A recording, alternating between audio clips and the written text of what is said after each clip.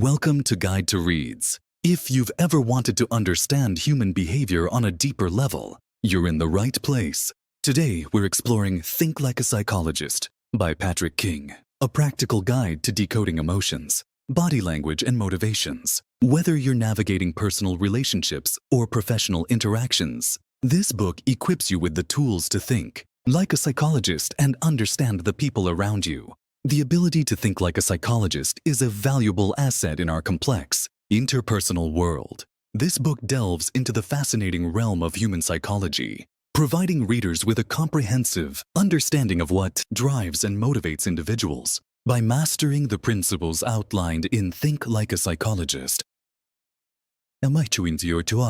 you'll gain a heightened awareness of the nonverbal cues and emotional undercurrents that shape our daily interactions. Imagine being able to read between the lines, to discern the true intentions and feelings of those around you. This book empowers you to do just that, offering a deep dive into the science of human behavior, from interpreting body language to recognizing the subtle nuances of facial expressions. You'll develop a keen eye for the unspoken messages that often hold the key to understanding others. Whether you're looking to strengthen your personal relationships, enhance your professional performance, or simply satisfy your curiosity about the human mind, Think Like a Psychologist is a must-read. Prepare to be captivated by the insights that unfold within its pages and unlock a new level of understanding that can transform the way you connect with the world around you. Don't forget to subscribe for more insights that can transform the way you connect with others. 1. Analyzing body language. Body language is a powerful form of communication that reveals emotions, intentions, and attitudes, often without us even realizing it. In this chapter, Patrick King explores how to decode these nonverbal cues to better understand the people around you. The basics of body language, posture, gestures, facial expressions, and eye contact are all crucial elements of body language that provide valuable insights into an individual's state of mind and emotional well-being. By learning to recognize and interpret these subtle signals, you can gain a deeper understanding of the people you interact with on a daily basis. For instance, an upright posture with shoulders back often signals confidence and openness, while slouching or hunching can indicate low self-esteem, discomfort, or disinterest. Similarly, open palms suggest honesty and transparency, while fidgeting and playing with one's hair can reveal nervousness or impatience. Facial expressions, too, can be remarkably telling. A genuine smile that reaches the eyes is vastly different from a fake smile that only involves the mouth, and the eyes themselves are often considered the windows to the soul, with sustained eye contact typically signaling confidence and interest, and avoidance potentially suggesting shyness, discomfort, or dishonesty. Micro-expressions. The truth behind the mask. Beyond the more obvious body language cues, there exists an intriguing realm of micro-expressions. Brief, involuntary facial expressions that reveal an individual's true emotions, even if they're trying to conceal them. These fleeting expressions, lasting less than a second, can provide valuable insights into a person's inner thoughts and feelings. By learning to recognize common micro-expressions, such as the telltale signs of happiness, surprise, anger, fear, and disgust, you can gain a unique perspective on what someone is really thinking or feeling, even if their words and outward demeanor suggest otherwise. The role of context. It's important to note, however, that body language does not exist in a vacuum. To accurately interpret the nonverbal signals you observe, it's crucial to consider the context in which they occur. For example, someone crossing their arms might simply be feeling cold, rather than exhibiting a defensive posture. Similarly, avoiding eye contact could be a cultural norm, rather than a sign of dishonesty. By looking for clusters of cues that point to the same emotion or intention, and accounting for the situational context, you can develop a more nuanced understanding of the body language you encounter. Practical applications of body language analysis. Armed with a deeper understanding of body language, you can apply these insights to a variety of practical situations, from building rapport and detecting dishonesty to improving your own communication skills. By subtly mirroring someone's posture, gestures, and tone, for instance, you can create a sense of connection and trust. Conversely, being attuned to inconsistencies, Between someone's words and body language can help you identify when they might be hiding their true feelings or intentions. Finally, adjusting your own body language to convey confidence and openness can make you appear more approachable and trustworthy in your interactions with others. Common pitfalls to avoid. Of course, it's important to be mindful of the potential pitfalls of body language analysis, overanalyzing every gesture, ignoring the importance of context, and assuming universal interpretations can all lead to misunderstandings and incorrect conclusions. The key is to approach this topic with a balanced perspective, recognizing the valuable insights that body language can provide while also acknowledging its limitations and the need for nuanced, context-driven interpretation. 2. Analyzing emotions. Emotions are at the core of human behavior, influencing how we think, act, and interact with others. In this chapter, Patrick King explores how to identify, understand, and respond to emotions effectively. The role of emotions. Emotions are powerful signals that provide invaluable information about our needs, desires, and reactions to the environment. For example, anger might indicate that a boundary has been crossed. Sadness can signal a need for comfort or connection, and fear often points to a perceived threat or uncertainty. By understanding the role of emotions, we can navigate social interactions and make more informed decisions. Emotional intelligence. The key to connection. At the heart of this chapter is the concept of emotional intelligence, EQ, which is the ability to recognize, understand, and manage our own emotions, as well as empathize with others. The 4 key components of EQ include self-awareness, self-management, social awareness, and relationship management. By developing these critical skills, individuals can build stronger connections, communicate more effectively, and forge deeper, more meaningful relationships.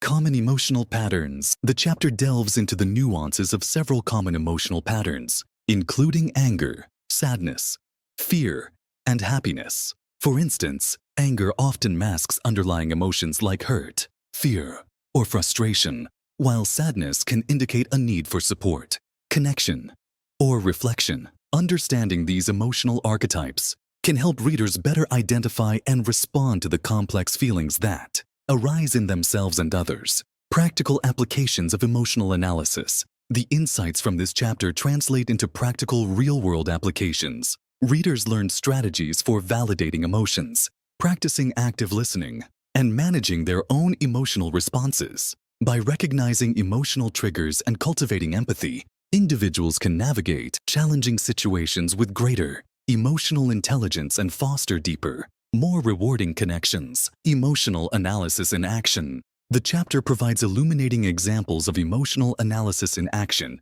demonstrating how readers can apply these principles in their daily lives. From a friend's withdrawn behavior to a partner's emotional outburst, the author showcases how thoughtful, empathetic responses can diffuse tensions and pave the way for meaningful dialogue.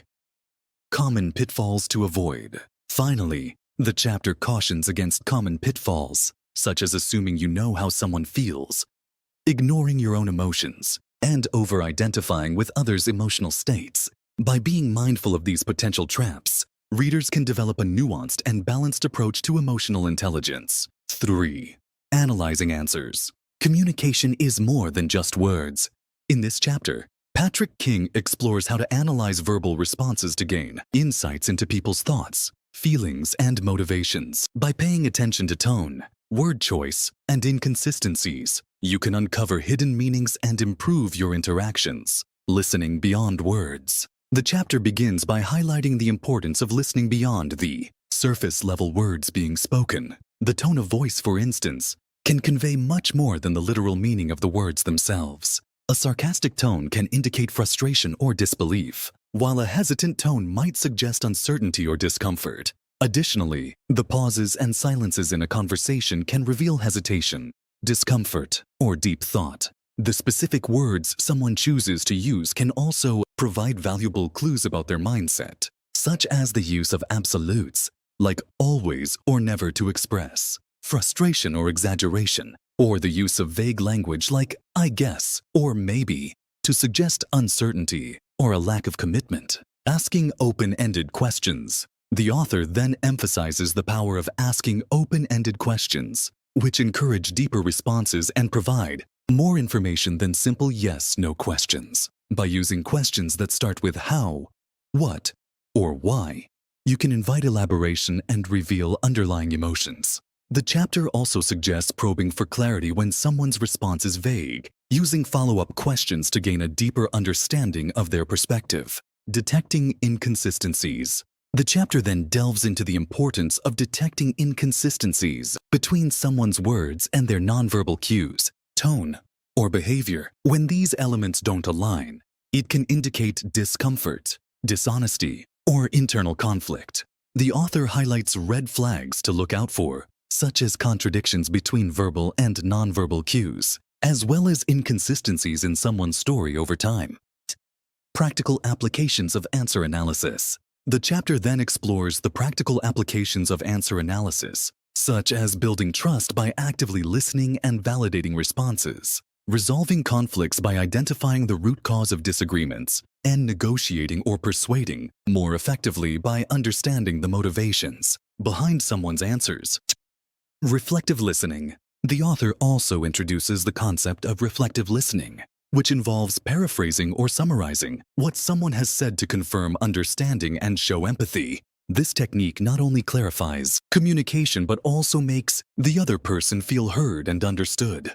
Real-life examples. To illustrate these concepts, the chapter provides real-life examples, such as a job interview, where the candidate's verbal and nonverbal cues seem incongruent, and a friend who expresses excitement about an upcoming trip but keeps changing the subject when asked about their plans.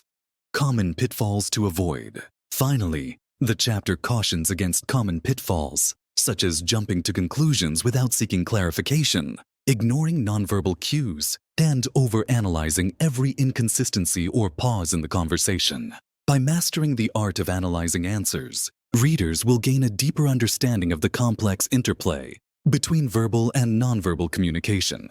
This knowledge can be invaluable in a wide range of personal and professional settings, from building trust and resolving conflicts to negotiating more effectively and improving overall interpersonal dynamics. 4. Analyzing motivation. Understanding motivation is key to predicting behavior, building stronger relationships, and achieving your goals. In this chapter, Patrick King breaks down the psychology of motivation and provides practical tools to analyze and influence what drives people. Intrinsic versus extrinsic motivation. At the heart of this discussion is the distinction between intrinsic and extrinsic motivation. Intrinsic motivation comes from within, driven by personal satisfaction, curiosity, or a sense of purpose.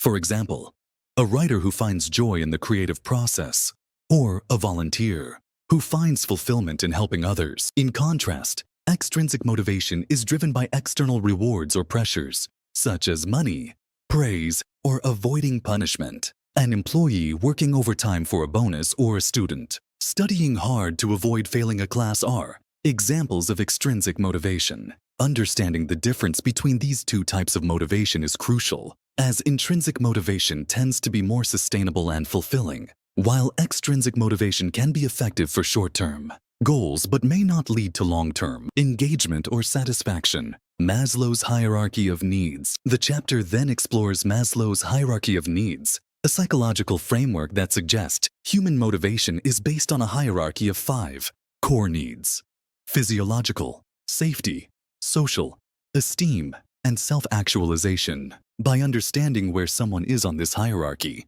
you can identify their primary motivators. For instance, someone struggling to meet their basic needs for food and shelter, physiological needs, will likely be less motivated by opportunities for recognition. Esteem needs.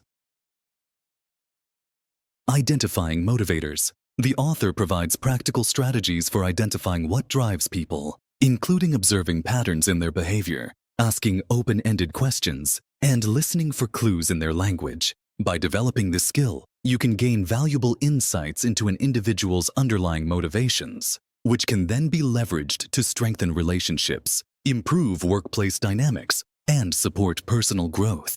Practical applications of motivation analysis. The chapter delves into the practical applications of motivation analysis, such as tailoring incentives and using motivational interviewing techniques in the workplace, understanding your partner's motivations to strengthen your relationship, and aligning your own actions with your values and long-term goals. The role of goals in motivation. Additionally, the author emphasizes the importance of goal setting, highlighting the power of SMART: specific, measurable, achievable, relevant, and time-bound goals, as well as the balance between short-term and long-term objectives. Visualizing success is also discussed as a powerful tool for boosting motivation and perseverance. Real-life examples and common pitfalls. To illustrate these concepts, the chapter provides real-world examples of how motivation analysis can be applied, such as a manager reigniting an employee's enthusiasm by aligning a project with their intrinsic motivators, or a friend helping someone stick to a fitness routine by identifying and leveraging their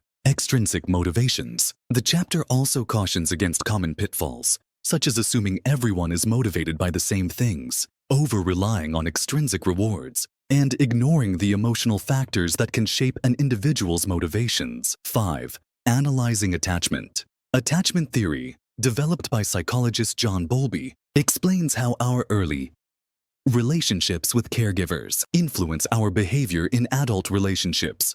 In this chapter, Patrick King breaks down the 4 primary attachment styles and how they manifest in everyday interactions. The 4 attachment styles. The chapter delves into the 4 primary attachment styles: secure, anxious, avoidant, and disorganized. Individuals with a secure attachment style are comfortable with intimacy and independence, able to communicate their needs effectively, and trust that their partner will be responsive. In contrast, those with an anxious attachment style crave closeness but fear abandonment, often seeking constant reassurance and becoming clingy or overly dependent. The avoidant attachment style is characterized by a strong desire for independence and the avoidance of emotional closeness, leading to a distant or dismissive behavior in relationships. The disorganized attachment style is a mixture of anxious and avoidant tendencies, often stemming from traumatic experiences or inconsistent caregiving in childhood.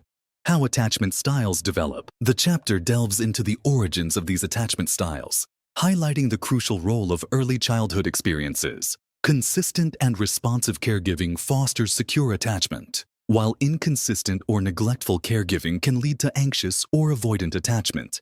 Traumatic experiences, such as abuse or loss, may result in the development of a disorganized attachment style. Recognizing attachment styles in others. The author then provides guidance on how to recognize the different attachment styles in others, focusing on observable behavioral clues and communication patterns. Secure individuals exhibit open, honest, and balanced behavior in relationships, while anxious individuals may seek constant reassurance and overanalyze interactions. Avoidant individuals tend to value independence and avoid emotional conversations, while those with a disorganized attachment style may exhibit conflicting behaviors, such as seeking closeness but then withdrawing. Practical applications of attachment analysis. The chapter explores the practical applications of attachment analysis, particularly in the context of romantic relationships and friendships. For example, when dealing with a partner who has an anxious attachment style, it's important to provide consistent reassurance and avoid behaviors that trigger their fear of abandonment. When interacting with an avoidant partner or friend, it's crucial to respect their need for space, while gently encouraging emotional openness. In the realm of parenting, the chapter emphasizes the importance of fostering secure attachment in children through responsive, consistent, and emotionally available caregiving.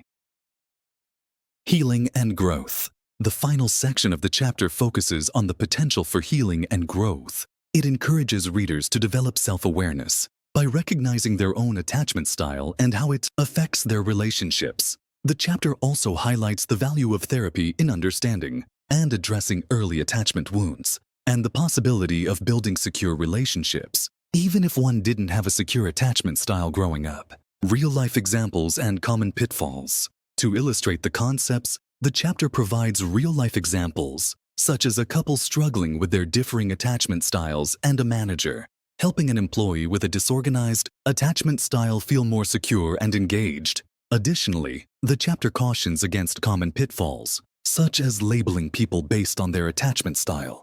ignoring the contextual factors that may influence behavior, and overlooking one's own role in the dynamic. Final summary: Think Like a Psychologist is a practical, accessible guide to understanding human behavior.